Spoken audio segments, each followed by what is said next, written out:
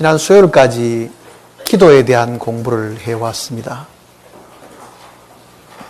오늘은 그 기도에 대한 내용을 마지막으로 한 강절을 공부를 하도록 하겠습니다. 요한복음 14장을 보시면요,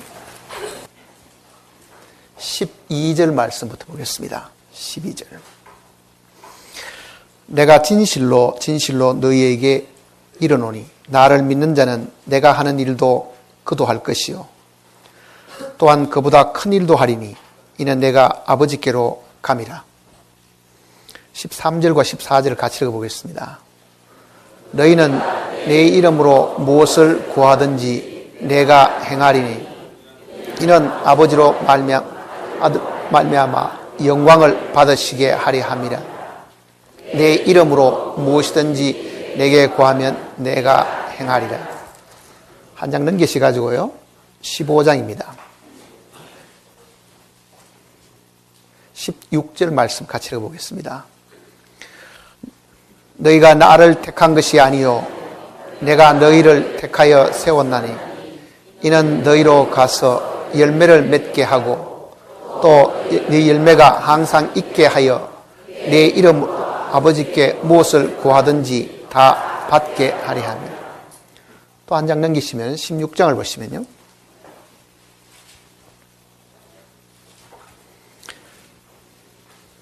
23절과 24절입니다. 같이 읽겠습니다. 그 날에는 너희가 아무것도 내게 묻지 아니하리라. 내가 진실로 너희에게 이르노니 너희가 무엇이든지 아버지께 구하는 것을 내 이름으로 주시리라. 지금까지는 너희가 내 이름으로 아무것도 구하지 아니하였으나 구하라 그리하면 받으리니 너희 기쁨이 충만하리라. 26절을 한 절 더 읽어보겠습니다. 26절. 그 날에 너희가 내 이름으로 구할 것이요 내가 너희를 위하여 아버지께 구하겠다는 말이 아니니 되었습니다. 잠시 기도하십시다.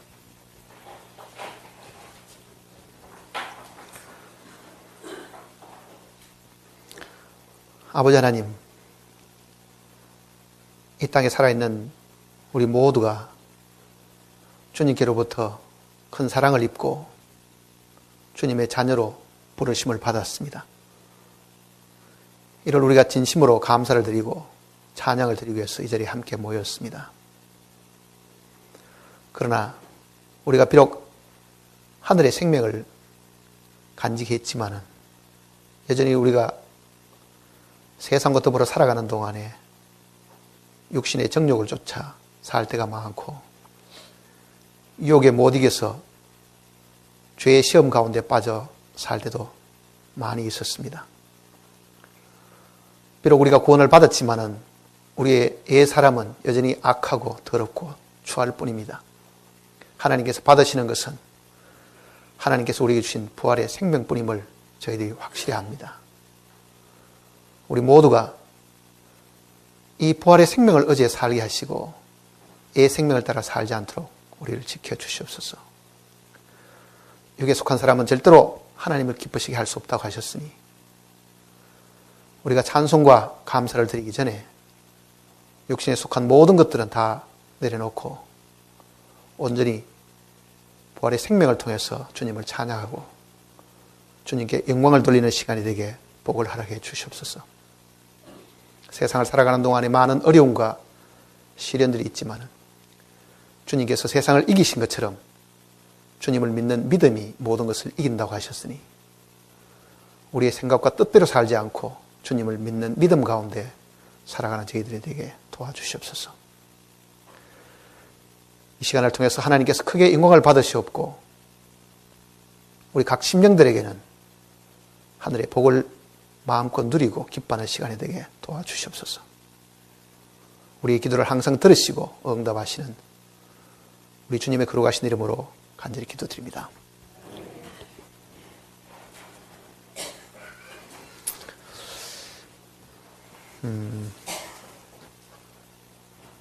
지난 수요일 날은 주님께서 가르치신 그 기도를 공부를 했습니다.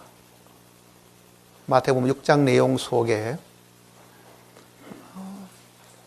기도의 모델이라고 할 수 있는 그 내용을 우리가 공부를 했는데, 그 마지막에 보면 나라와 권세와 영광이 아버지께 영원히 사옵나이다 하고 아멘, 그렇게 되어 있습니다. 주님께서 제자들에게 기도를 가르쳐 주셨는데, 마지막에 보통 우리가 기도할 때처럼 주 예수님의 이름으로 기도합니다 하는 그 표현이 사실 그 내용 속에는 명기가 되지 않았습니다. 그래서 어떤 사람들은 그 기도는 우리가 할 수 있는 기도가 아니다. 왜 주 예수님의 이름으로 기도하느라 말이 그 속에 없느냐. 이거는 주님이 하나님께 하는 기도일 뿐이지 우리가 하나님께 기도할 수 있는 내용이 아니다. 이렇게 해서 그 내용을 곡해하는 분들도 가끔 있습니다. 또 어떤 분들은 이 질문을 할 때에 반드시 그러면 기도에 주 예수 그리스도의 이름으로 기도한다는 그 말을 반드시 넣어야 하나님이 그 기도를 들으시느냐. 그 말을 빠뜨리면 그러면 혹시 어떻게 하느냐. 아니면 그 말을 생략하고 안 하는 사람도 가끔 있는데, 그러면 그 기도를 과연 하나님이 들으시느냐. 또 기도는 자기 욕심대로 다 해놓고 자기 정욕을 따라서 많은 것을 하나님께 구해놓고 마지막에 가서 그러면 마무리만 주 예수 그리스도 이름으로 기도한다 그러면은 하나님이 그 기도를 그러면은 내용과 상관없이 책임을 지시느냐. 그 내용을 오늘 이제 마지막으로 공부를 지금 하려고 생각을 합니다. 주 예수 그리스도의 이름으로 하는 그 표현이 성경 속에서 정확하게 우리에게 무엇을 가르쳐 주는가. 그리고 지금 우리가 읽은 이 요한복음 14장, 15장, 16장 세 곳에 주님께서 돌아가시기 전에, 십자가에 달리시기 전에 내가 아버지께로 간다. 그러므로 이제는 너희가 지금까지는 내 이름으로 아무것도 구하지 않았지만은 내가 떠나고 난 이후에는 내 이름으로 구해라. 그러면 무엇이든지 내 이름으로 구하는 것은 내가 시행하리라. 이렇게 큰 약속을 우리에게 주셨습니다. 주님께서도 제자들에게는 주님 이름으로 구하면 어떤 것이 됐든지 주님이 그거를 시행을 하시겠다, 주시겠다. 그렇게 약속을 하셨습니다. 주님이 지금 말씀하신 이 내용하고 우리가 기도하고 마지막에 이 끝맺음에 보통 들어가는 주 예수 그리스도의 이름으로 기도합니다 하는 그 말의 이 상관관계를 우리가 깊이 잘 알아야 됩니다. 우리는 그 의미를 잘 모르고 그저 남들이 그렇게 기도를 해왔기 때문에, 또 다른 사람들도 늘 기도를 그렇게 하기 때문에 기도의 끝맺음은 반드시 그렇게 해야 된다. 이렇게 지금 다들 알고 있습니다. 그러니 만일 어떤 사람이 기도하는데 주 예수 그리스도의 이름으로 기도합니다라는 말을 하지 않고 그냥 아멘 이렇게 했다고 하면은요, 마음속에 어떤 생각이 듭니까? 뭔가 이 기도를 잘못했다는 그 불안감이 조금 들 겁니다. 정말 기도 마지막에 그 표현을 반드시 넣어야 되느냐? 그래야만 하나님께서 그 기도를 반드시 응답하시느냐? 그 부분을 우리가 오늘 공부를 좀 해야 됩니다. 빌립보서 내용을 먼저 한번 보십시다. 빌립보서.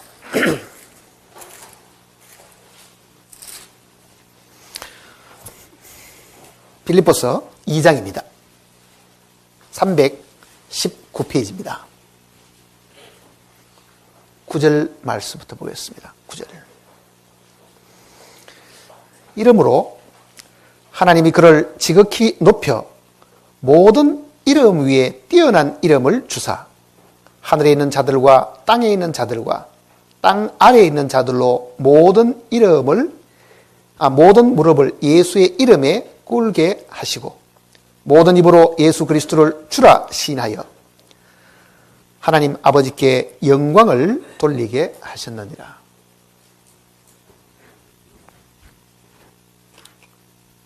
예수라는 이 이름입니다. 예수.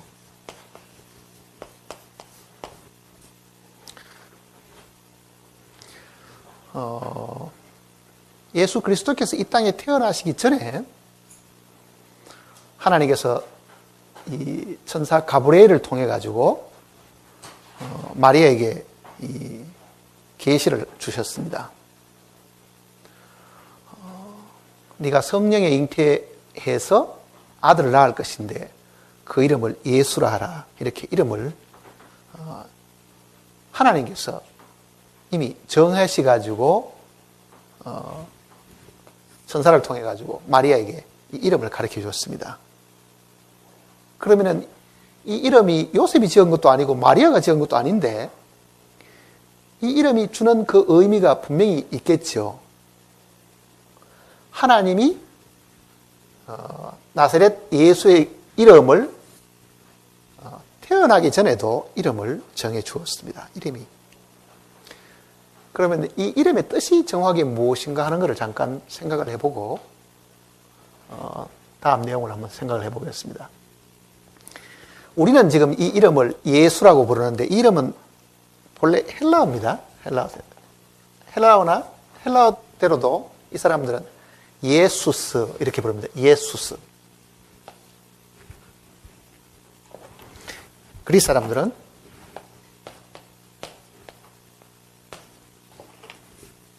이렇게 안 써도. 근데 이 발음을 그대로 가져와 가지고 영어로는 이렇게 썼습니다. 그러니까 이거를 발음 기호대로 하면 이 발음은 이게 반모음이니까요. 예가 됩니다. 예. 이거는 수스죠. 이거를 이제 헬라식으로 하면은 이게 예수스 이렇게 읽고 이게 영어 발음으로 오니까 이거를 이제 지저스 이렇게 부르는 겁니다. 지저스. 우리는 지금 예수라고 부르고 히브리어는요. 이 이름이 요수아입니다. 요수아. 그러니까 구약의 모세 다음에 이스라엘 민족의 지도자였던 그 요수아가 지금 신약의 헬라어의 예수라는 말과 같은 이름입니다. 예수. 그러니까 요수아라고 부르든지 예수스 헬라어로 이렇게 부르든지 혹은 아람으로 예수아 이렇게 부르게 됩니다. 예수아. 예수님 당시에 통용되었던 이거는 아람어입니다. 아람어. 이 내용들은 사실 같은 뜻을 사실 가지고 있습니다. 이 예 하는 이 뜻은 여호와라는 뜻입니다. 여호와. 예. 그러니까 여호와를 줄여 가지고 구약 성경에도 야 혹은 예 이렇게 표현되어 있습니다. 야 혹은 예. 그러니까 여호와는 수스라는 것은 구원하다라는 뜻입니다. 헬라어로는 구원하다는 뜻이니까. 그러니까 여호와는 우리의 구원이시다. 그런 뜻입니다. 여호와는 우리의 구원이시다. 하나님은 우리의 구원이시다. 그게 예수라는 그 이름이 가지고 있는 뜻입니다. 그러니까 태어나기 전에 하나님께서 성령으로 잉태될 그 아들의 이름을 하나님 자신이 구원이시다. 여호와는 구원이시다. 이렇게 이름을 사실 정해줬습니다. 그러니까 예수 그리스도가 이 땅에 계실 때에 그가 불렸던 그 이름은 예수 이렇게 이제 불렸죠. 예수 우리가 말하는 예수 이렇게 불렸습니다. 예수. 근데 빌립보스 내용을 읽어보면요, 조금 우리가 이 의미를 다르게 지금 이해할 수 있습니다. 다시 한번 보세요. 9절을 보시면 이름으로 하나님이 그를 지극히 높여 모든 이름 위에 뛰어난 이름을 주사. 모든 이름 위에 뛰어난 이름을 예수 그리스도에게 주셨습니다. 이거는 태어나기 전에 주신 그 이름을 두고 하는 이야기가 사실 아니죠. 이 이름은요, 예수 그리스도께서 이 땅에 오셔가지고 자기를 낮추시고 죽기까지 복종하셨기 때문에 그 위의 내용을 읽어보면요, 그가 죽고 부활한 다음에 하나님께로부터 얻은 이름이라는 것을 이야기하고 있는 겁니다. 그러니까 예수라는 그 이름이 태어나기 전에 붙여진 이름이기는 해도 이 이름이 하나님께서 다시 모든 이름보다 더 뛰어난 이름을 주셨는데 그 이름이 사실은 예수라는 이름이다. 그 얘기입니다. 그거는 예수 그리스도께서 이 땅에 태어나실 때도 하나님의 아들로 태어나셨지만은 그가 죽고 부활하셔가지고 하나님의 아들로 인정이 되신 것하고 마찬가지입니다. 그게 돌아가시기 전에도 하나님의 아들이셨지만은 구원의 이 사역을 다 이루시고 하나님께 순종하심으로 인해 가지고 구원이 완성되고 난 이후에 하나님은 그를 아들로 인정하신 거예요. 그러면 죽기 전에는 아들이 아니었느냐? 아들로 태어났는데 그 아들이 아들로서의 영광을 얻게 된 것은 죽고 난 다음, 그 다음에 부활하신 다음이었다. 그렇게 잡으시고 로마서 1장을 보시면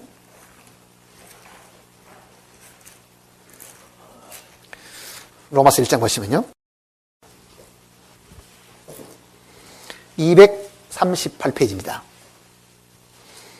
238페이지 로마서 1장 3절입니다. 그의 아들에 관하여 말하면 육신으로는 다윗의 혈통에서 나셨고 성결의 영으로는 죽은 자들 가운데서 부활하사 능력으로 하나님의 아들로 선포되셨으니 하나님의 아들로 인정되셨으니 그 말입니다. 곧 우리 주 예수 그리스도시라. 그러니까 육신으로 태어나셨을 그때도 분명히 하나님의 아들이셨지만은 그가 구속의 사역을 이루시고 난 이후에 부활하신 다음에 하나님의 아들로 인정이 되셨다. 그 얘기잖아. 인정이 되셨다. 이름도 마찬가지입니다. 육신으로 계실 때도 분명히 그 이름이 예수라는 이름이었는데 그가 죽기까지 복종하시고 하나님의 뜻을 이루고 난 다음에 부활하신 다음에 모든 이름 위에 뛰어난 이름을 주셨는데 그 이름이 예수라는 이름입니다. 그러니까 그 이름에 합당한 역할을 다 하셨기 때문에 그 이름이 인정을 받으셨다. 그 얘기입니다. 그 이름을 받으셨다. 자, 여호와는 구원이시다는데 그가 구원을 이루지 못했으면 그 이름이 아무런 의미가 없지요. 자, 우리도 아이들 이름 좋게 짓지요. 예? 어떤 사람은 아이 이름을 무슨 은혜를 찬멸하고 뭐 찬송이라고 짓는 사람도 있고, 그런데 그 이름은 좋게 지어놨는데 실제 삶은 전혀 그 이름과 아무 상관없이 엉뚱하게 사는 사람들도 많이 있죠. 그러면은 그 이름이 백희무에 간 거예요, 사실은. 근데 예수 그리스도의 이름은 그 이름이 하나님의 뜻을 다 이루어셔가지고 정말 하나님이 구원을 하신 그 결과 하나님께서 그 이름을 모든 이름 위에 뛰어난 이름으로 만들어 주셨다. 그 얘기입니다. 예수님의 이름이 뛰어난 이름으로 만들어 주셨다. 다시 이제 빌립보서를 보시면요. 빌립보서 2장을 보십니다.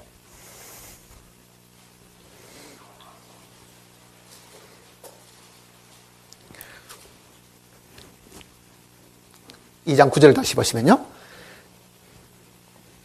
이름으로 하는 것은 앞에 어떤 사실들이 있었고 그 결과로 그런 뜻이죠. 그러면 그 앞에 어떤 일이 있은 걸 보세요. 5절부터 보시면은 너희 안에 이 마음을 품으라. 곧 그리스도 예수의 마음이니 그는 근본 하나님의 본체시나 하나님과 동등됨을 취할 것으로 여기지 아니하시고 오히려 자기를 비워 종의 형체를 가지사 사람들과 같이 되셨고 사람의 모양으로 나타나사 자기를 낮추시고 죽기까지 복종하셨으니 곧 십자가에 죽으심이라. 그것이 하나님이 우리를 구원하시기 위해서 죽으신 죽음이잖아요. 그러니까 예수가 하나님이 우리의 구원이시다는 뜻이기 때문에 그 이름대로 이 땅에 태어나셨고 그 이름대로 죽으셔가지고 그 이름을 하나님께로부터 인정받으신 거죠. 그게 하나님께로부터 얻은 이름입니다. 그것이 이제 9절, 10절의 이야기입니다. 이름으로 하나님이 그를 지극히 높여 모든 이름 위에 뛰어난 이름을 주사 하늘에 있는 자들과 땅에 있는 자들과 땅 아래에 있는 자들로 모든 무릎을 예수의 이름에 꿇게 하시고 모든 입으로 예수 그리스도를 주라 하시나여 하나님 아버지께 영광을 돌리게 하셨느니라. 자, 그 이름에 합당한 일을 하셨기 때문에 그 이름이 뜻하는 그 의미대로 그가 하나님의 뜻을 이루셨기 때문에 하나님은 이 이름을 인정하시고 이 이름을 어떻게 하신 겁니까? 높이시고 이 이름에 땅에 있는 사람들이나 하늘에 있는 천사들이나 모든 존재들을 이 이름에 굴복하도록끔 이 이름을 높이셨다. 그 얘기잖아요. 높이셨다. 자, 이 예수를 하나님이 주와 그리스도가 되게 하신 겁니다. 주와 그리스도가 되게. 그러니까 그가 주가 되시고 그리스도가 되신 것은요, 부활하신 이후에 하나님께로부터 얻은 권세입니다. 그게. 사도행전을 보시면요. 사도행전.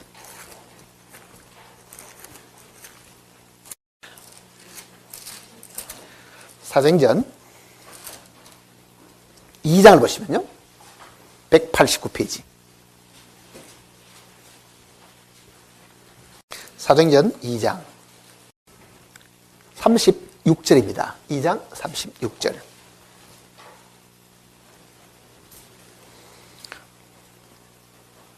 그런즉 이스라엘 온 집은 확실히 알지니.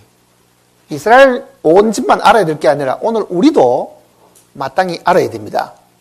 너희가 십자가에 못 박은 이 예수를 하나님이 주와 그리스도가 되게 하셨느니라. 주와 그리스도가 되게 하셨다. 주는 다스리는 자입니다. 그리스도는 하나님께로부터 보냄을 받은 하나님이 인치신 자잖아요. 예수 그리스도를 하나님이 우리의 주제로 다스리는 자로 세우신 거예요. 그러니까 예수님께서 부활 성철하실 때 마태복음 28장 내용을 보면은 하늘과 땅의 모든 권세를 내게 주셨으니 그러잖아요. 하늘과 땅의 모든 권세를 내게 주셨으니 그가 얻은 그 권세는 이 온 우주를 다스릴 수 있는 주제가 되신 거거든요. 왜? 그가 하나님의 뜻을 이루었기 때문에 그렇습니다. 그 이름이 의미하는 그대로 구원을 완성하셨기 때문에 그런 거예요. 구원을 완성하셨기 때문에. 그래서 이 예수를 주와 그리스도가 되게 하셨으니까 우리가 부활한 이후에 주님을 정확하게 부르려고 그러면 어떻게 불렀냐 하면은 주 예수 그리스도 이렇게 불러야 주님의 온전한 이름에 합당한 예가 되는 거예요. 이게 주 예수 그리스도. 주 예수 그리스도. 왜냐하면요, 예수님 당시에도 이 여호수아라는 이름을 가진 사람들이 분명히 많이 있었겠죠. 동일한 이름을 가진 사람들이, 자, 모세 다음의 사람도 여호수아라는 이름을 있었으니까 이스라엘 민족들은 그 이름을 자식들에게 계속 물려주는 그 있었습니다. 1세, 2세 되듯이. 그러니까 예수님 당시에도 예수라는 이름을 가진 사람이 있었는데 이 예수는 다른 예수가 아니라 주가 되시고 그리스도가 되신 예수시다. 그래서 주 예수 그리스도. 그게 하나님의 아들이 이 땅에 오셔가지고 하나님 모든 사역을 다 이루시고 영광을 얻으시고 그 하나님께로부터 받은 그 이름의 상급이 주가 되고 그리스도가 되게 하신 겁니다. 이 이름을 모든 이름 위에 뛰어난 이름을 주사.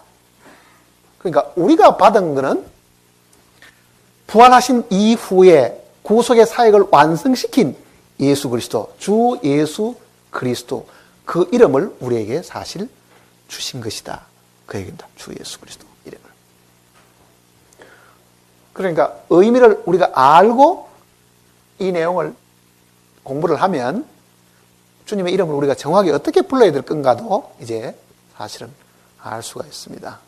주님의 이름을 어떻게 부르는가. 자, 이 이름을 예수님께서 이제 내 이름으로 이렇게 말하잖아요. 내 이름으로 기도해라. 내 이름으로도 무엇인지 구하면 내가 다 시행을 하겠다. 이렇게 말씀하신 거예요. 내 이름으로. 이제 요한복음 내용을 이제 보십시다. 14장을 보시면요. 12절. 내가 진실로 진실로 너희에게 이르노니 나를 믿는 자는 내가 하는 일을 그도 할 것이요 또한 그보다 큰 일도 하리니 이는 내가 아버지께로 감이라. 자, 예수님이 우리가 좀 이해하기 좀 힘든 이야기를 좀 말씀을 하시는 거예요. 내가 진실로 진실로 너희에게 이르노니 나를 믿는 자는, 그러죠? 우리도 주님을 믿는 사람들입니다. 나를 믿는 자는 내가 하는 일도 그도 할 것이요 주님이 하시는 그 일을 우리 믿는 사람들도 하게 되고 또 뭐라 그랬습니까? 그보다 큰 일도 하리니. 아니, 우리가 예수님보다 더 큰 일을 어떻게 한다는 말인가? 예수님이 이 땅에 하신 그 일보다 더 큰 일을 도대체 어떻게 한다는 뜻으로 우리가 지금 이 구절을 읽어도요, 의안이 벙벙하지요. 그런데 여기 보면은 또한 그보다 큰 일도 하리니 그랬다고요. 큰 일도 하리니. 주님보다 큰 일을 하는 사람 손 들어보세요. 내가 주님보다도 더 큰 일 하는 사람이다. 에이, 그런 일이 과연 우리 중에 과연 생길까? 우리 중에 뭐 병 고치는 사람도 없고 우리 중에는 무슨 죽은 사람 살리는 사람도 없고, 아니 도대체 주님보다 도대체 어떻게 큰 일을 한다는 말인가? 그런데 그 다음 구절을 보면은 이는 내가 아버지께로 감이라 그러죠. 아버지께로 감이라. 자, 주님이 제자들에게 이름을 쓰도록 해주셨는데 내 이름을 쓰라. 지금 그 다음에 13절 보시면요. 보세요. 너희가 내 이름으로 무엇을 구하든지 내가 행하리니 이는 아버지로 하여금 아들로 말미암아 영광을 받으시게 하려 함이라. 내 이름으로 무엇인지 내게 구하면 내가 행하리라. 자, 지금 주님이 우리에게 이름을 주신 것하고 주님이 떠나가신 것하고 이게 관계가 있습니다. 주님이 이 땅에 계시면은 주님의 이름은 잠깐 빌려 쓸 수 있는 그런 일들은 들어 있었을 거라고요. 그런데 통째로 주님이 자기 이름을 제자들에게 다 맡겨놓고 주님은 가셔버린 거죠.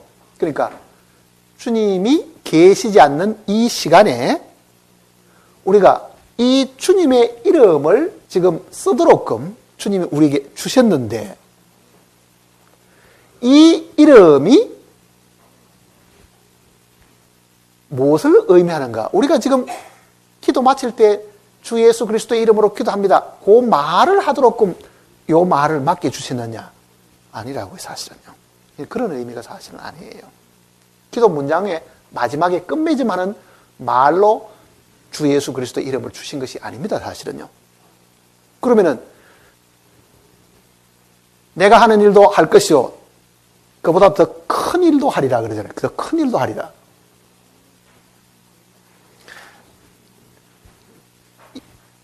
이 이름을 오늘 우리에게 주신 것은 이유가 있습니다. 이름을 주신 거는 17장을 보시면은 요한복음 17장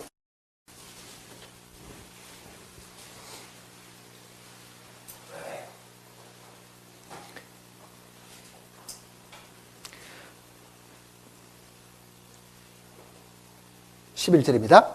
17장 11절. 나는 세상에 더 있지 아니하오나 그들은 세상에 있사옵고 나는 아버지로 가옵나니 그로 가신 아버지여 내게 주신 아버지의 이름으로 그들을 보존하사 우리와 같이 그들도 하나가 되게 하옵소서. 내가 그들과 함께 있을 때에 내게 주신 아버지의 이름으로 그들을 보존하고 지켰나이다. 자, 주님이 이 땅에 계실 때는요, 예수님 자신은 아버지의 이름으로 모든 걸 다 행했습니다. 내게 주신 아버지의 이름. 그러니까 하나님 아버지께서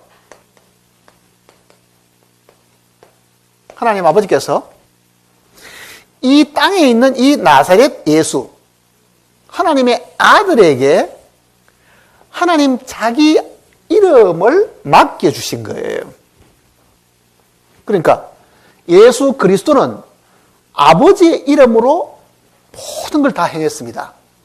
설교하시는 거나 병 고치시거나 모든 것들을 아버지의 이름을 가지고 한 거예요. 그러니 아버지의 이름을 위임받은 자가 예수 그리스도 자신이잖아요, 사실은요. 그러니까 아버지께서 내게 주신 이름, 그러잖아요. 아버지께서 내게 주신 이름. 그런데 이 아들이 떠나시게 되니까 그의 이름을 누구에게 주느냐 하면은 제자들에게 주는 거죠. 그 제자들이 오늘 우리가 말하는 구원받은 교회를 두고 하는 이야기입니다.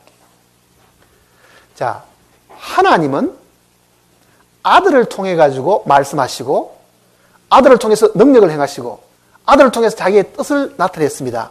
하늘에서 직접 뜻을 전하지 않았습니다.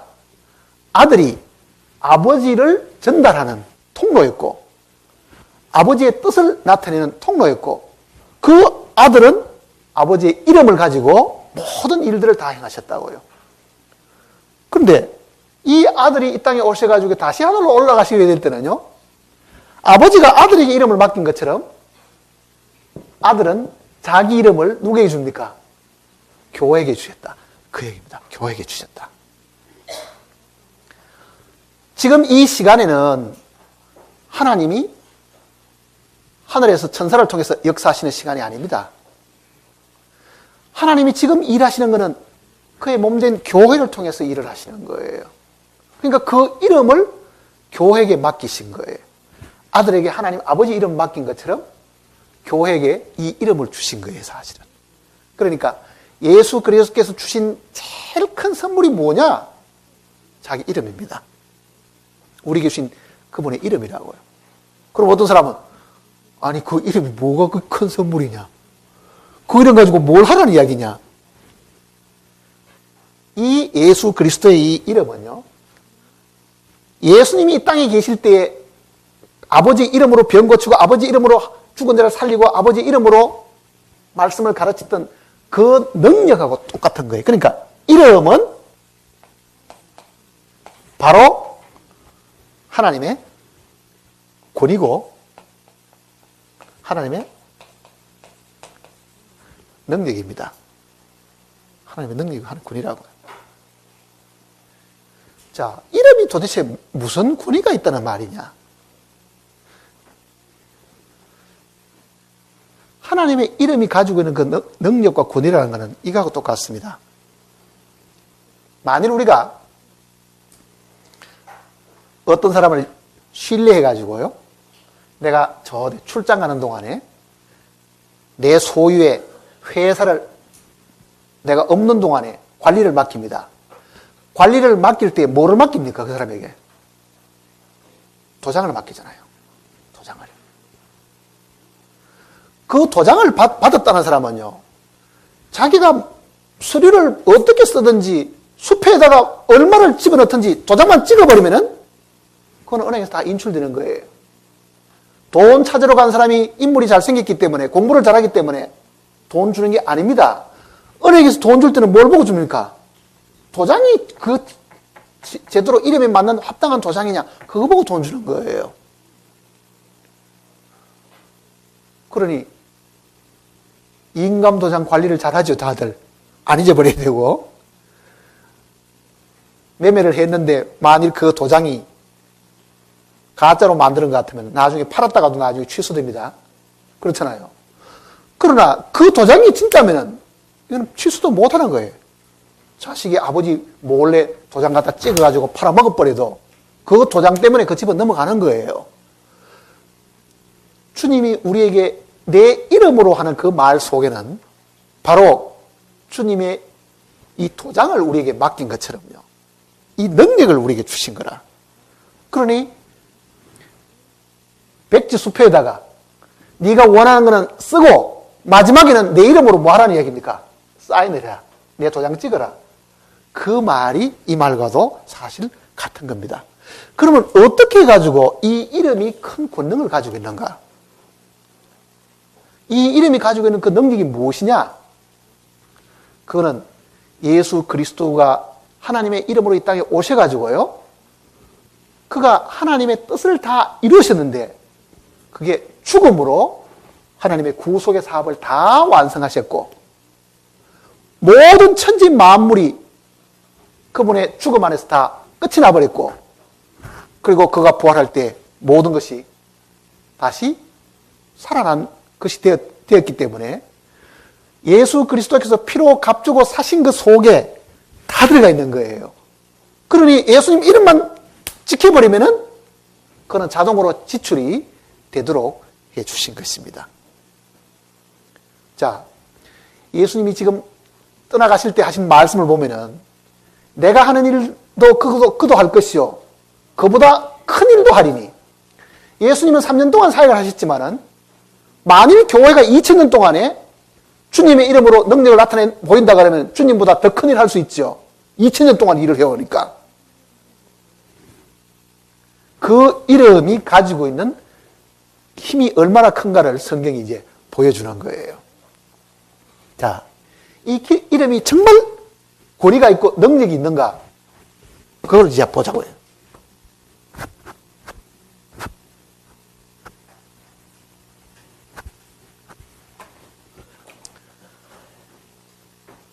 우리가 구원받는 것도 주 예수 그리스도의 이름 때문에 구원을 받게 되는 겁니다. 한번 1장을 보시면요. 12절입니다. 1장 12절. 같이 읽어보겠습니다. 영접하는 자, 곧 그 이름을 믿는 자들에게는 하나님의 자녀가 되는 권세를 주셨습니다. 자, 그 이름, 주 예수 그리스도라는 그 이름을 우리가 마음에 받아들이면, 그러니까 이름이 하는 그 일이 뭡니까? 죄인으로 하여금 구원받게 하는 일이 있죠. 예수라는 그 이름이 하나님께로부터 높여 들려진 이름, 모든 이름 위에 뛰어난 이름이기 때문에 그 이름이 가지고 있는 능력과 힘이라는 거는요, 믿기만 하면은 그 이름을 죄 사함 받는다, 구원받는다, 영생을 얻는다. 그 얘기잖아요. 영접하는 자 곧 그 이름을 믿는 자들에게는. 그 이름은 부활하신 이후에 얻으신 그 이름입니다. 왜? 죽으면서 이 세상의 모든 아담에 속한 것은 다 끝을 내셨죠. 죽음으로 사망을 이기셨습니다. 사망의 권세를 잡고 있는 그 마귀를 주님이 죽음으로 죽음을 이기신 거예요. 그게 부활이잖아요. 그러니 사탄도 부활하신 주님 앞에는 사망의 권세를 나타내 보일 수가 없죠. 그러니까 우리에게 구원하게 하는 이 이름도 부활하신 주 예수님의 이름입니다. 사도행전 4장을 보시면요. 사도행전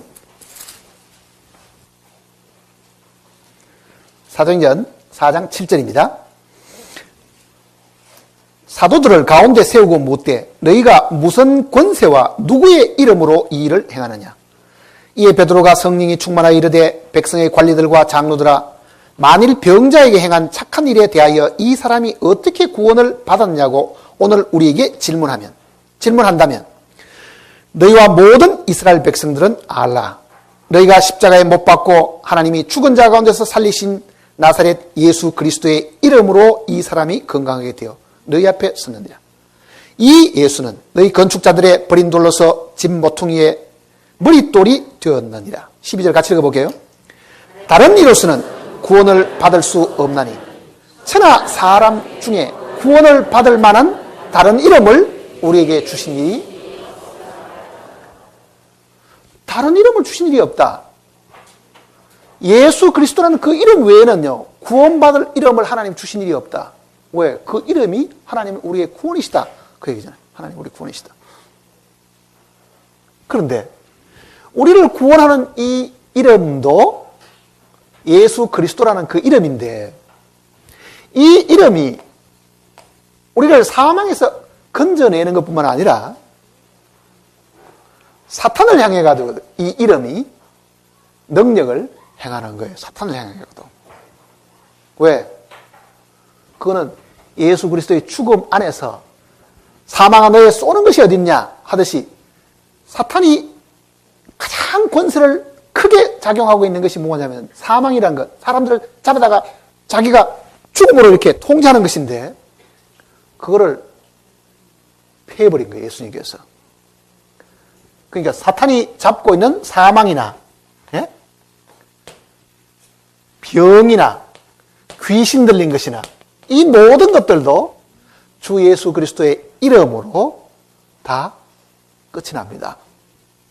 사도행전 16장을 보시면요. 사도행전 16장 18절입니다. 18절. 이같이 여러 날을 하는지라 바울이 심히 괴로워하여 돌이켜 그 귀신에게 이르되 예수 그리스도의 이름으로 내가 네게 명하노니 그에게서 나오라 하니 귀신이 즉시 나오고. 자, 귀신도 이 예수님의 이름 앞에는 꼼짝을 못 하잖아요. 왜? 그 이름이 가지고 있는 권위와 능력 때문에 그런 거예요. 이름이 권위가 있다. 그 이름이 힘이 있다.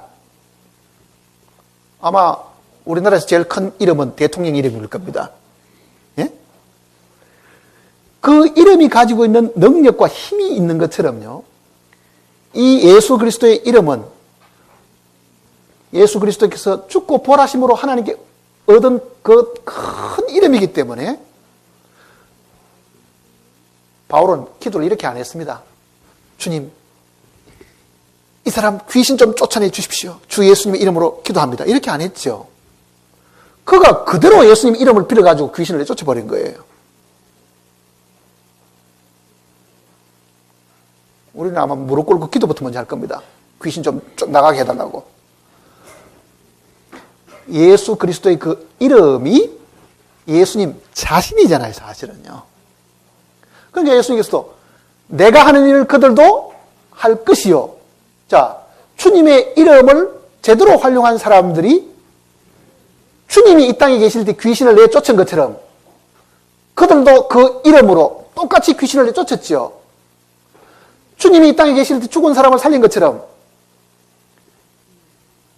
베드로도 죽은 자를 살리고 바울도 죽은 자를 살렸다고요, 그게.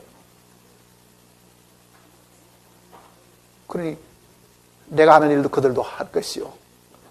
그보다 더 큰 일도 하리라 그러잖아요. 그러니까 주님의 이름이 주님 자신이다 하는 걸 우리가 잘 인식을 해야 됩니다. 그러니까 주님이 이름을 맡기시다는 말은 주님이 주님 자신을 우리에게 주신 것이다. 마치 큰 부자, 예? 사장의 도장을 내가 갖고 있는 거하고 똑같은 거예요.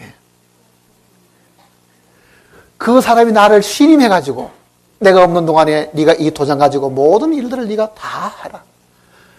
네가 잘못하는 것도 내가 책임지고 그 결과도 내가 책임진다. 그 말과도 같은 거잖아요. 그게 도장 맡긴다는 말은. 하나님이 예수 그리스도의 이름을 우리에게 주신 것은요, 우리가 예수 그리스도의 이름으로 기도하는 것뿐만 아니라 예수 그리스도의 이름으로 전도하는 것이나 예수 그리스도의 이름으로 귀신 내쫓는 거나 그 모든 책임은 내가 지마. 그 말과도 같은 것이라고요. 이름을 맡겼다는 거는.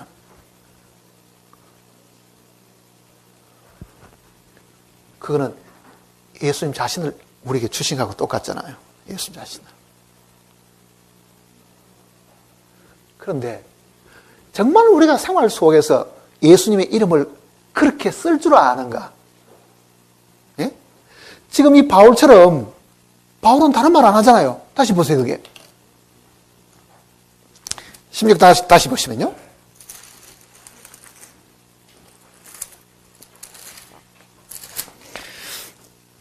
하나님께 앉아서 무릎 꿇고 기도하는 것도 없이 18절입니다.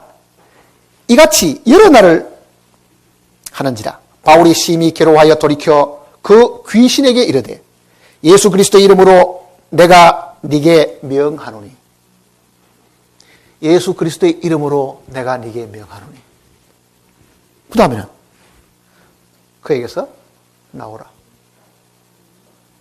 그랬더니 귀신이 그 말 듣고 그 능력의 말을 듣고 그 이름 때문에 그 사람에게서 나오게 되었다. 즉시 나오게 되었다.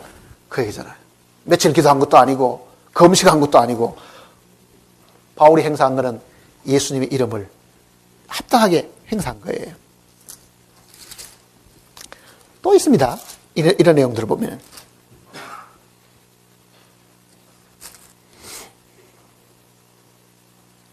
3장을 보시면요.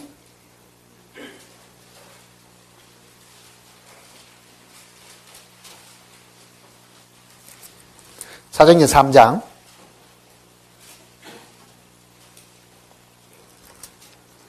11절입니다.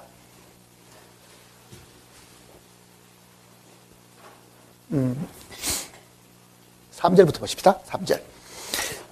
그가 베드로와 요한이 성전에 들어가려 함을 보고 구걸하거늘 베드로가 요한과 더불어 주목하여 이르되 우리를 보라 하니 그가 그들에게 무엇을 얻을까 하여 바라보거늘 베드로가 이르되 은과 금은 내게 없거니와 내게 있는 이것을 내게 주노니 나사렛 예수 그리스도의 이름으로 일어나 걸으라 하고 오른손을 잡아 일으키니 발과 발목에 힘을 얻고 뛰어서서 걸으며 그들과 함께 성전에 들어가서 가면서 걷기도 하고 뛰기도 하며 하나님을 찬송하니.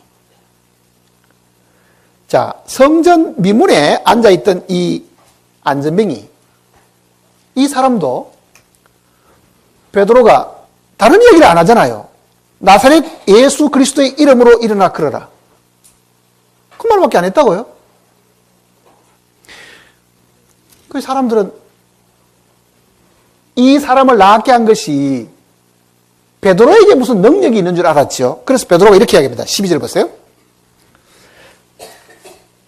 11절. 나은 사람이 베드로와 요한을 붙잡으니 모든 사람이 크게 놀라 달려나아가 솔로몬의 행각이라 불리는 행각에 모이거늘 베드로가 이것을 보고 백성에게 말하되 이스라엘 사람들아 이 일을 왜 놀랍게 여기느냐. 우리 개인의 권능과 경건으로 이 사람을 걷게 한 것처럼 왜 우리를 주목하느냐. 자, 베드로는 정말 솔직하게 이야기하지요. 만일 사람이 조금 생각을 잘못 먹어보면요, 그 안전뱅이를 나게 하고 나니 사람들이 막 친송을 하면은 자기도 모르게 좀 우쭐해져 가지고 아마 기분을 좋게 생각했을 겁니다. 그러나 분명히 베드로는 이게 개인의 경건과 능력으로 된 게 아니다. 내 개인의 능력, 경건으로 된 게 아니다. 그런데 왜 나를 주목하느냐? 이렇게 지금 말하잖아요. 4장을 보시면요. 4장.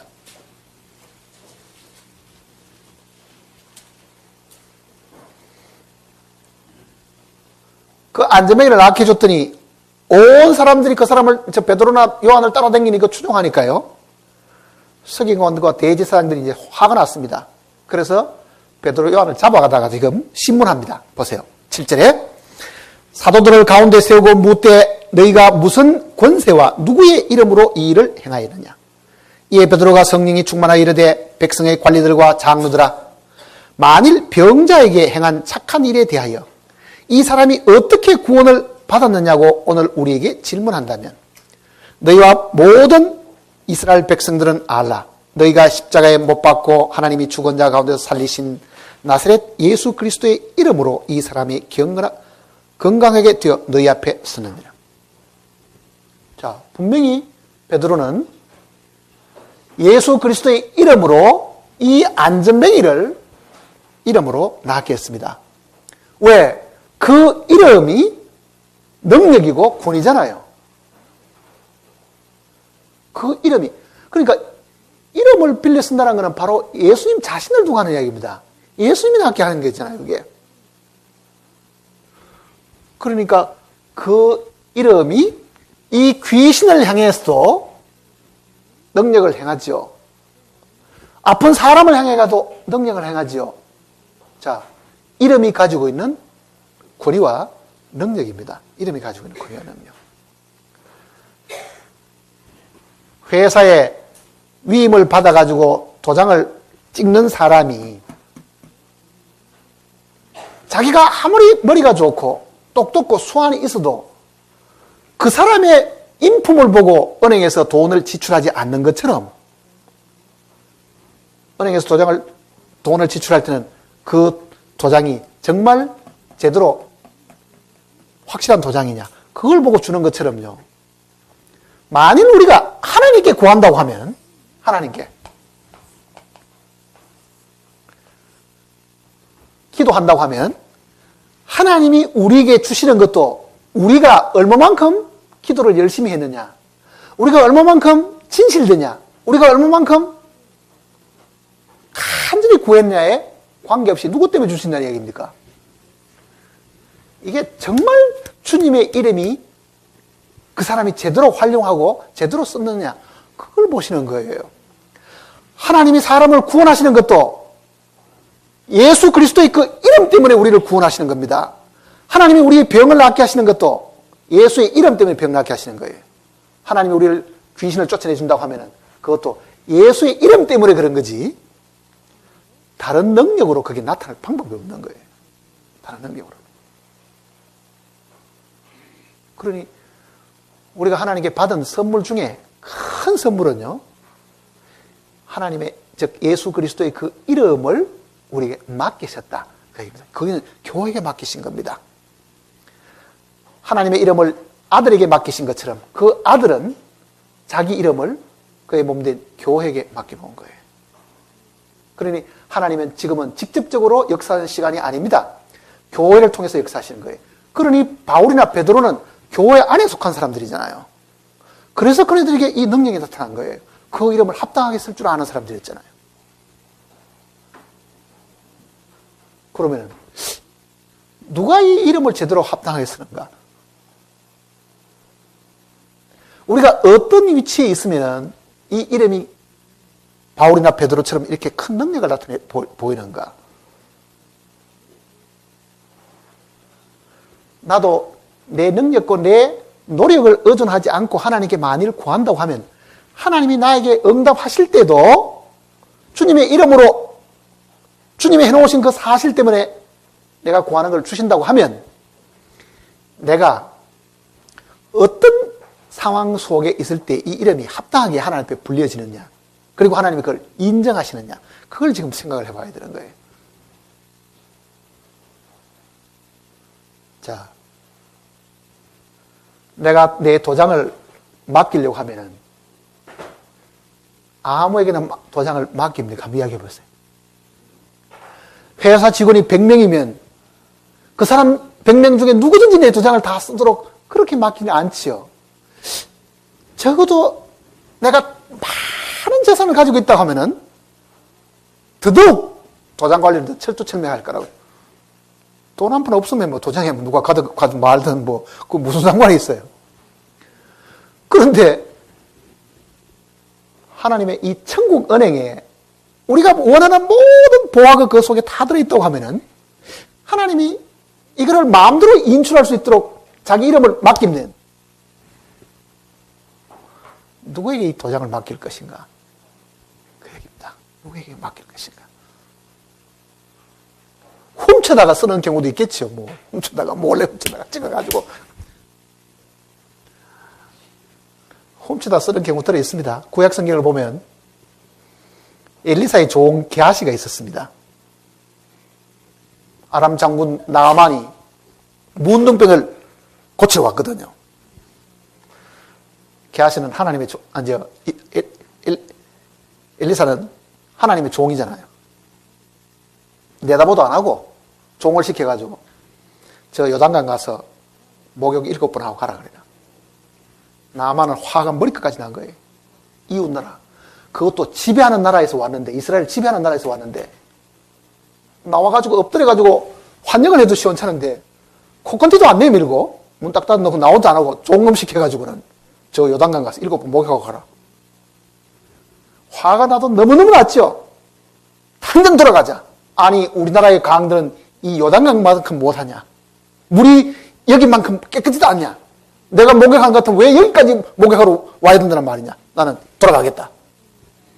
화가 머리끝까지 나가 돌아갑니다. 이제 나만의 신하들이 장군님 믿져봤자 본전인데 그거보다 더 쉬운 일이 어딨냐고. 목욕 7번 하는 게 뭐가 그리 어려웠냐고. 그러니까 화가 나다가도 가만히 생각해 그것도 그렇죠. 그래서 목욕을 7번 하고 나갔더니 이 피부가 살같이 휘어진 거예요. 하나님이 그를 낫게 해준 거예요. 에레스를 통해서. 너무너무 황송. 예물을 주려고 그러니까 예물을 하나도 안 받죠. 가족은 예물을 잔뜩 실고 한데 하나도 안 받는 거예요. 돌아갑니다. 그러면은 내가 요 이스라엘 땅에 흙이나 조금 가져가겠습니다 하고 이제 가져가는데 게하시가 가만히 보니까 우리 선생님이 이 엄청난 일을 향하고도 적 수레에 싣고 이제 선물도 안 받다니. 엘리사 모르게 한참 가는 나만 붙들어가지고 저 말이죠. 우리 저 선지자께서 이야기하기를 옷 한 벌하고 금덩어리하고 요거 조금만 달라고 이야기했습니다. 그게 너무너무 쉬운 거예요. 다 줘도 시원찮은데. 그래? 그럼 우리가. 자, 게하시는 선지자의 이름을 빌려가지고 뭘 했습니까? 착복한 거죠. 이복도 받고. 예? 딱 보물도 받아가 딱 숨겨놨습니다. 자기 이름 가지고는 그 못 얻겠죠. 위대한 이 선지자 이름을 빌려가지고 갖다가 챙긴 거예요. 그렇지만은 그는 그 일 때문에 평생 동안 문둥병에 걸렸습니다. 나만이 가지고 있는 그 문둥병 게하시게 넘어간 거예요. 그거는 그 이름을 잘못 쓰는 결과라고요, 사실은요. 받기는 받았는데 그게 복이 되기는커녕 저주가 돼버린 거예요. 받기는 받았는데. 자, 이름을 써도 이거는 잘 써야 되는 거예요, 사실은. 예? 아니, 우리 주인이 내 속심을 모르고 나한테 도장을 맡겼다니 때는 이때다. 쾅쾅쾅 다 찍어가지고 막 전부 다 재산을 자기 이름으로 다 해놓고 뭐 이런다고 못하게 되겠어. 그게 욕심이 발동해가지고. 그러면은 그 도장이 진품이면은요 돈은 다 나갔습니다. 벌써 다. 그러면은 그 주인하고 그가 어떻게 나중에 만나겠어요, 사실은요. 이거 원수가 되어버리잖아요, 사실. 도장 잘못 쓰는 것 때문에. 그러니 도장을 맡긴다고 하는 것은 이름을 맡기는 건데, 그 이름을 맡길 때는요, 맡은 사람이 주인에게 누가 되지 않도록 정말 잘 써야 된다는 것도 있죠. 예수님이 이 제자들에게 무엇인지 내 이름으로 구하라. 그러면 내가 행하리라. 그럴 때는 뭘 했다는 얘기였어요? 제자들을 100% 신뢰하신 거잖아요. 100% 신뢰한 거예요. 그 제자들을 100% 신뢰하시기 때문에 내 이름을 너희가 쓰라. 그랬더니 베드로도 나사렛 예수 그리스도의 이름으로 걸어라. 나섰죠. 그것이 그 이름이 가지고 있는 능력이며 그 이름을 쓰는 사람들의 이 자세를 사실 이야기하는 거예요. 자, 그러면은 우리가 만일 그 고리와 능력을 가지는 그 이름을 우리가 지금 쓰려고 하면은 하나님께서 어떤 상태에 있을 때 효력을 발생시켜 주시는가? 그걸 우리가 생각을 해봐야 돼요. 정말 우리가 이름을 어떤 상황 속에 쓸까? 자, 이 이름은 아까 처음에 얘기 드린 것처럼요.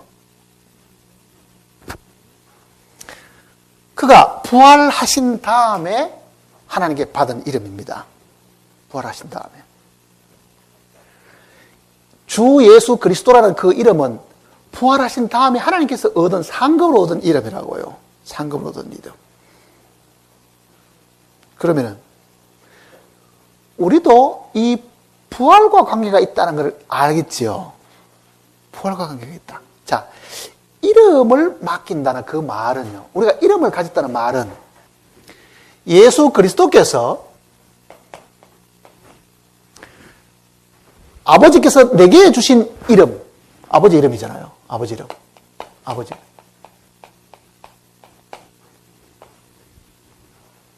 아버지 이름으로 아버지를 영광스럽게 하는 거는요. 이 아버지와 예수 그리스도가 하나가 되었다는 그 의미입니다. 쉽게 말하면요. 육신을 가지신 그 예수님이 자기를 보내신 하나님과 온전히 하나가 되었을 때는요, 그 이름이 100% 진가를 발휘한 거잖아요, 사실은요. 그러니 빌립이 물었잖아요. 아버지를 우리에게 보여주셨어. 예수님 뭐라고 말합니까? 나를 본 자는 아버지를 보았거늘. 아버지의 이름으로 왔는데 예수님은 자기와 아버지가 하나이다는 걸 이야기하잖아요. 하나이다는 걸. 그러니까 이름을 쓰는 자는 온전히 하나가 되면 능력이 나타나는 거예요, 사실은. 하나가 되면. 자, 예수님의 이름을 쓰려고 하면 예수님하고 나하고 하나가 되면 된다, 그 이야기잖아요. 예수님하고. 그때 하나님이 우리의 기도를 들으시는 거예요. 자, 예수 그리스도와 하나님이 하나가 되시는 것처럼 예수님하고 우리가 어떻게 하면 하나가 돼요?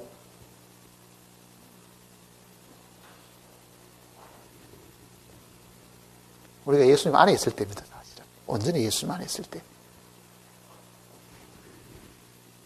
요한복음을 다시 보시면요. 요한복음 15장을 보시면요. 7절입니다. 요한복음 15장 7절. 같이 읽겠습니다. 너희가 내 안에 거하고 내 말이 너희 안에 거하면 무엇이든지 원하는 대로 구하라. 그리하면 이루리라.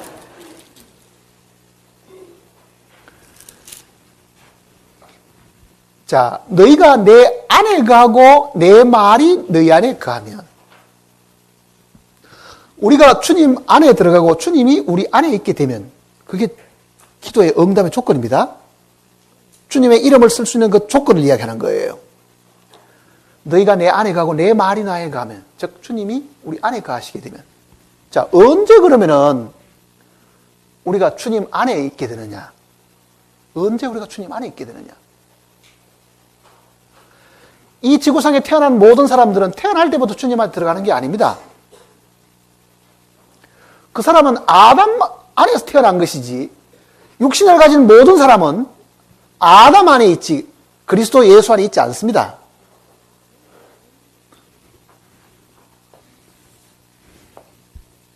아담 안에.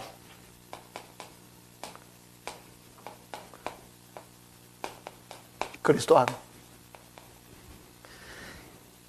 이 지구상에는 모든 사람은요, 아담 안에 있지 않으면 그리스도 안에 있습니다. 이 중간은 없어요. 아담 안에 있는 사람은 아직 죄사함 못 받은 사람입니다.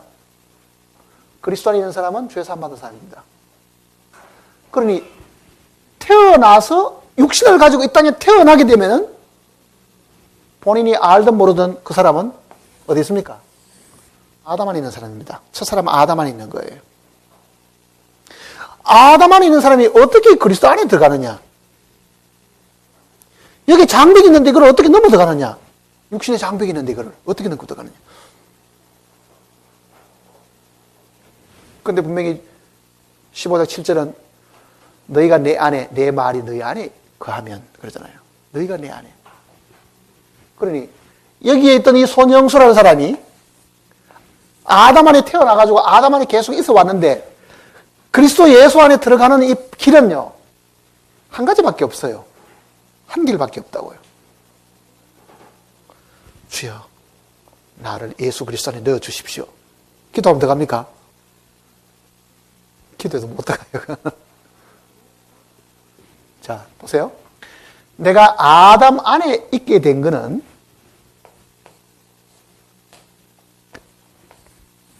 출생으로 들어가는 거잖아요.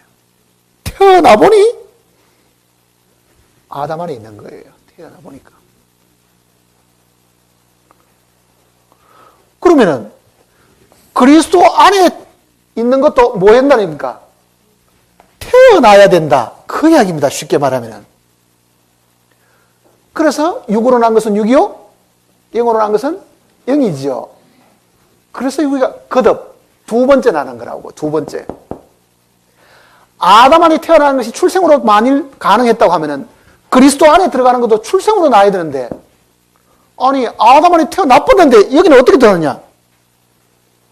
그러면은 아담 안에서 다시 나가가지고 여기 태어나야 돼요. 자, 들어왔습니다. 이게 출구인데, 아니 입구인데 나가는 거는 뭐예요? 죽음입니다. 죽음이라고요. 자, 내가 지금 이 시간 죽으면은 나는 아담 안에서 나가는 거라고요, 지금. 육신이 벗어버리니까. 육신을 입고 있는 건 아담 안에 있지만은. 그러면은 출생으로 들어왔던 사람이 죽고 뭐 해야 됩니까? 다시 태어나야 되지요. 이것을 성경은 예수 그리스도의 십자가를 이야기하는 거예요. 한 사람이 모든 사람을 대신하여 죽었은즉 모든 사람이 죽은 것이라. 그리스도의 이 십자가는 아담에 속한 모든 사람을 죽게 만드는 겁니다. 마지막 아담으로 오신 이 예수 그리스도께서 죽으실 때에 아담 안에 속한 사람을 죽음으로 다 빼내는 거예요. 사실은 뽑아내는 거예요. 아담에서 나오라 그 말이잖아요. 그리고 주님 안으로 들어가게 만드는 게 출생이잖아요. 이것이 거듭나는 것이, 이것이 우리 믿음으로 가능한 거예요. 그러니 우리는 예수 그리스도를 믿었을 때 주님과 함께 죽었고 주님과 함께 살아났습니다. 그러니까 그리스도 안에 들어가게 된 것은 우리 노력과 수고로 들어간 것이 아닙니다. 주님이 우리를 그 안에 넣으셨고 그 안에서 다시 태어나게 했으니까 죽음 안에 들어가서 부활 안에 있게 되는 것이 그리스도 안에 있게 되는 것이라고요. 죽음 안으로 들어가서 부활 안에 거하는 사람이 그리스도 안에 있는 사람이라고요. 자, 그렇다고 하면 지금 요한복음 15장 7절은요. 너희가 내 안에 그리고 내 말이 너희 안에. 그 주님의 생명이 우리 속에 들어오는 이야기잖아요. 너희가 참으로 그리스도 안에서 죽고 그리스도 안에서 부활을 했다면 그 말입니다. 쉽게 말하면. 자, 우리는 이 사실을 수없이 듣고 배웠지만은요. 이게 머릿속으로는 어느 정도 이해가 되지만은 이걸 체험적으로 사람들이 잘 모르는 거예요. 체험적으로. 내가 그리스도와 함께 죽은 사람이다. 그리고 지금 내가 사는 것은 주님이 내 안에 사시는 것이다. 그 단계를 확실히 이해하는 사람은요. 그리고 그거를 체험적으로 이해하는 사람은 무엇이든지 구하라. 그러면 얻게 된다. 뜻이잖아요. 한번 생각해 보세요. 내가 세상에 돈 버는 거, 세상에 출세하는 거, 세상에 영광 얻는 거, 그것만 다 추구하다가 예배당에 탁 들어와서 다들 기도할 때 손 묶고 기도합니다. 마음은 욕심으로 꽉 차 있고 세상의 정욕으로 꽉 차 있으면서 주 예수 그리스도 이름으로 기도합니다. 그러면 하나님이 도장꽝찌가 내주시겠냐고 이게. 우리의 마음이 정말 그리스도의 죽음 안에서 끝이 나버리고 정말 주님의 새 생명이 우리 안에서 거한다는 것을 확실하게 알 때에 이 기도가 능력이 있는 거예요. 사실은요. 기도가.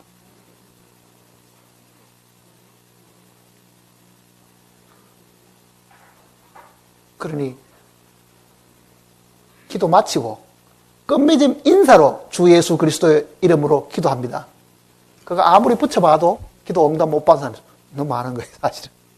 그걸 붙이느냐 안 붙이느냐가 중요한 거 아닙니다. 내 상태가 그러냐가 중요한 거예요. 사실은. 내 상태가. 내가 정말 그 주님의 이름을 내가 지금 불러도 좋을 만큼 주님의 이름으로 하는 그 말을 내가 써도 좋을 만큼 내 상태가 주님 안에서 죽고 부활하는 그 상태면 주님이 응답 안 하실 수가 없는 거예요. 그건 사실은.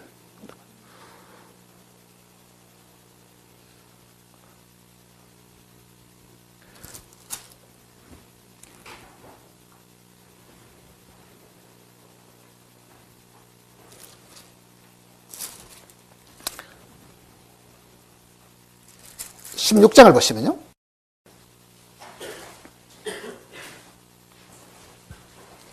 (16장) 요한복음 16장. 그 날에는 너희가 내 이름으로 구할 것이요. 여기 지금 그 날에는 하는 것은 주님이 부활하신 이후를 두고 하는 얘기입니다. 부활하신 날. 그 앞에 22절부터 다시 보세요. 그러면 지금은 너희가 근심하라. 내가 다시 너희를 보리니 너희 마음이 기쁠 것이요 너희 기쁨을 빼앗을 자가 없으리라. 그 날에는 다시 보는 날이 언제입니까? 주님이 부활하신 날이었습니다. 그 날에는 너희가 아무것도 내게 묻지 아니하리라. 내가 진실로 진실로 너희에게 이르노니 너희가 무엇이든지 아버지께 구하는 것은 내 이름으로 주시리라. 지금까지는 너희가 내 이름으로 아무것도 구하지 아니하였으나 구하라 그리하면 받으리니 너희 기쁨이 충만하리라. 그리고 26절이 있는 거예요. 그날에는 너희가 내 이름으로 구할 것이요 내가 너희를 위하여 아버지께 구하겠다는 말이 아니요. 그날에는, 부활하신 그날에는, 자, 주님이 부활하신 이후에 주님이 이 자기의 이 권세와 능력이 되시는 이 이름을 그때는 제자들에게 맡기신 것이고 오늘 우리에게는 함께 그 몸을 이루고 있는 교회에게 이 사실을 주신 것입니다. 그러니까 이 요한복음 15장 7절은요. 주님과 우리가 하나가 되면 무엇인지 구해라. 그러면 다 주신다. 나하고 지금 주님하고 죄 때문에 뭐가 가리워져 있는데 이게 하나가 아닌데 구해봐야 하나님께 기도가 상당히 안 되는 거예요. 그거는요. 하나님과 나 사이 가로막힌 것이 있으면은 둘이잖아요. 둘. 가로막혔으니까 둘이 되어본 거예요. 이게. 그러니 마음의 죄악을 품으면 하나님께서 듣지 아니하시리라 그러잖아요. 그것도.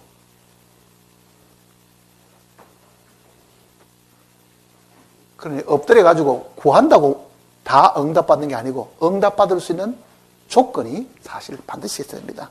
조건이 있어야 되는 거예요.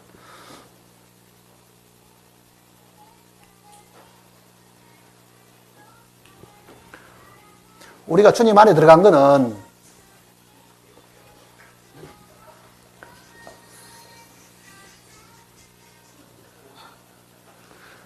우리가 주님 안에 들어간 거는 우리 힘으로 들어간 게 아닙니다. 하나님 넣으신 거예요. 너희는 그리스도 예수부터 나서 너희는 하나님께로부터 나서 그리스도 예수 안에 있고 그러잖아요. 그러니까 하나님이 우리를 그리스도 안에 넣으셨고 우리는 그 안에서 성령을 받아가지고 성령도 내 속에 들어온 거예요. 그러니까 하나님 안에도 들어갔고 하나님이 내 안에도 들어온 것.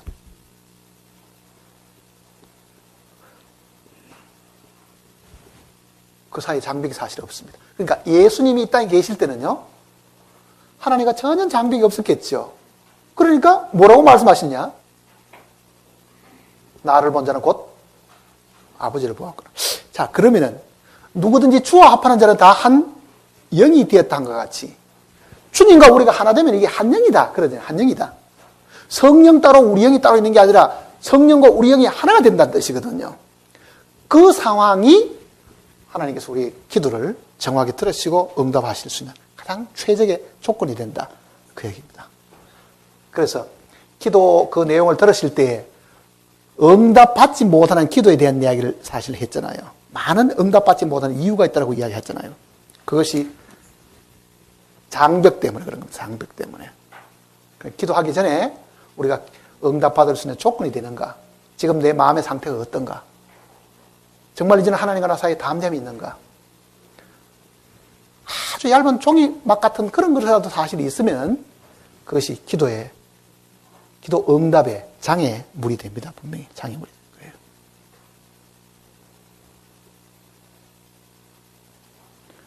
그러니 예수님께서 지금 이렇게 요한복음 14장, 15장, 16장 이 세 곳에 걸쳐가지고 계속 이렇게 말씀하실 때는요.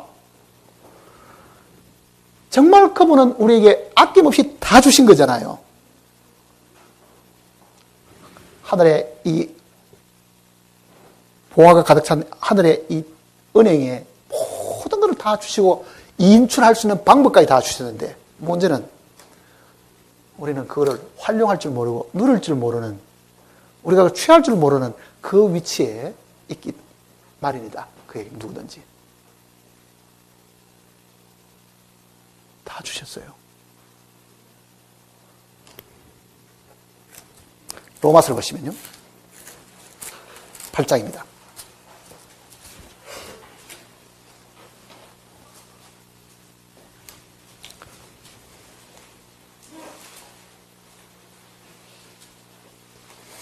로마서 8장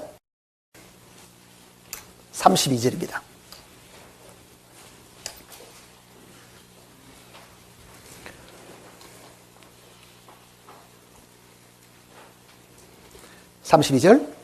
자기 아들을 아끼지 아니하시고 우리 모든 사람을 위하여 내주신 이가 어찌 그 아들과 함께 모든 것을 우리에게 주시지 아니하겠느냐. 거기에 지금 글자 하나 빠졌습니다. 그저 혹은 은사로 하는 것이 들어있습니다. 우리에게 그저 주시지 아니하겠습니다. 혹은 은사로 주시지 아니하겠습니다. 이거는 원문에도 있고 다른 역본에는 거기 들어있습니다. 그저 공짜로 그 말이잖아요. 자, 하늘에 있는 모든 것은 왜 우리에게 공짜로 주시느냐?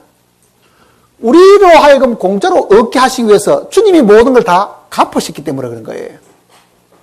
우리가 얻을 새 생명도 주님이 피로 값주고 우리를 지불하셨기 때문에 우리가 얻는 것은 그저 얻는 것이고 은사로 얻는 것입니다.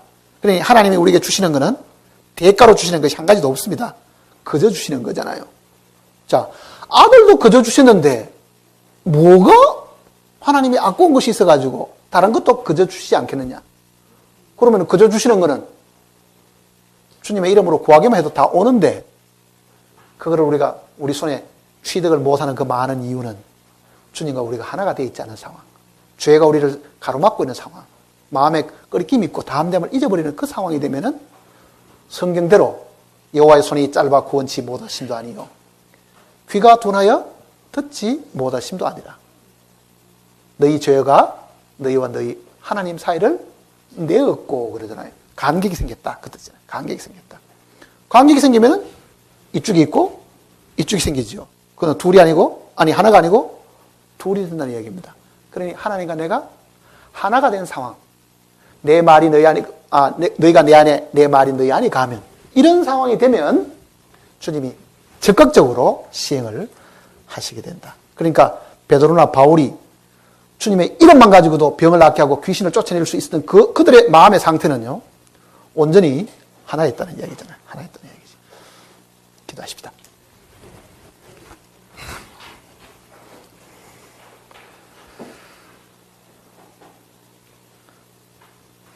우리를 죄 가운데서 구원하시고 하나님의 자녀로 삼으셨습니다. 이 모든 것은 이 땅에 오신 예수 그리스도의 죽으심과 부활로 인해서 하나님께서 우리에게 주시는 선물이기 때문에 그렇습니다. 참으로 우리는 주 예수 그리스도 때문에 얻은 선물이 크고 많지만은 각 심령들이 아직도 그 많은 선물들과 그 복들을 우리들이 누리지 못할 때가 많습니다. 참으로 주님이 말씀하신 조건이 우리에게 이루어지지 않음으로 인해서 우리는 제대로 주님의 이름으로 기도할 수도 없었고 우리가 구하는 모든 것들이 우리의 정욕을 따라 구하기 때문에 사실 그러했습니다. 그러나 주님이 분명히 말씀하시기를 너희가 내 안에 내 말이 너희 안에 거하면 무엇인지 구하라고 하셨으니 오늘 함께 말씀을 듣고 배운 우리 모두가 이제 주님 안에서 온전히 하나됨을 먼저 배우게 하시고 그때 참으로 우리가 주님의 이름으로 하나님 아버지께 구하는 저희들이 되어서 하늘의 신령한 모든 복들을 우리가 취하고 누릴 수 있도록 우리를 도와주시옵소서. 우리를 죄 가운데서 구원하신 것뿐만 아니라 지금도 우리의 모든 필요를 공급하시고 우리 연약함을 대신 강구하시는 우리 주 예수님의 거룩하신 이름으로 간절히 기도드립니다.